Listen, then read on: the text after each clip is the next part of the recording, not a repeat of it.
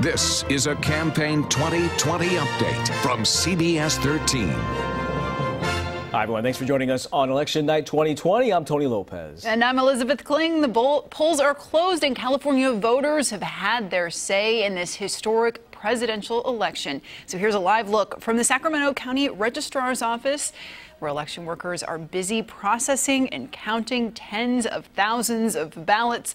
Some results already coming in, though, from there and across the state as well. Interesting night all across the board. To Stockton we go. The mayor's race, very interesting as you take a look at the early vote totals. Mayor Micahel Tubbs making headlines when he was elected in 2016 as the city's youngest mayor, his first African-American mayor. Tonight he's running against Kevin Lincoln, and it looks like, wow, the challenger is having a very good night. Not so much for the incumbent, but of course things can change. CBS 13's Renee Santos is live in Stockton with Mayor Micahel Tubbs. Renee.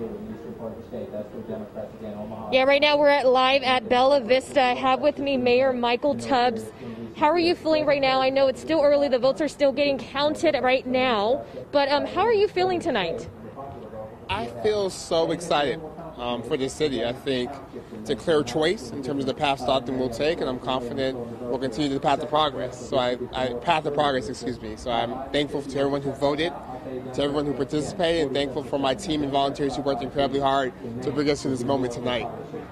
Right now, the votes are still early, but, Kevin Lincoln is slightly above in the votes right now. How are you feeling with so early on with counting those votes, but how does that make you feel right now at this point? I think I've been telling people from the beginning, whenever you make change, whenever you push against the system, whenever you center everyone, whenever you talk about equity or justice or opportunity for all people, there's going to be some pushback. So I didn't expect to get 70% of the vote like I got 4 years ago because I did some things. So I'm confident I'll end up victorious, and I'm glad for Mr. Lincoln his opportunity being up 300 votes with just 30% of the vote in to feel supported. But I'm confident about when 100% of the votes are counted, I'll be victorious.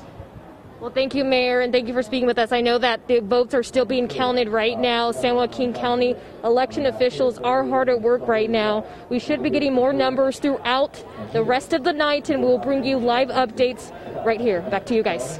Okay, thanks so much, Renee. Well, we know voters are also having their say on a dozen different propositions tonight. There you see our CBS 13 Curtis Ming tracking some of those results on the props. Curtis.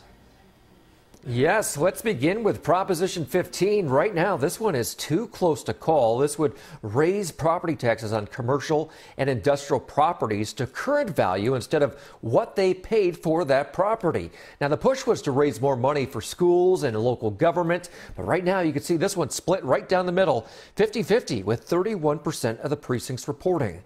Moving on to Proposition 16, this is the one that would overturn the 1996 ban on affirmative action in California. Now, yes means the government could once again give preferential treatment to people based on their race, their sex, their color, ethnicity, or national origin. But right now it appears voters are agreeing with what they decided 24 years ago: no affirmative action in state government. Now to Prop 22. So much money poured into this one. In fact, a record-breaking $200 million. Right now, it is winning by a wide margin, meaning rideshare drivers, app food delivery drivers, should be classified as independent contractors instead of employees. It essentially overturns a state law that would require they be treated as employees. All right, Curtis, thanks. Another update right here in 25 minutes. See you soon.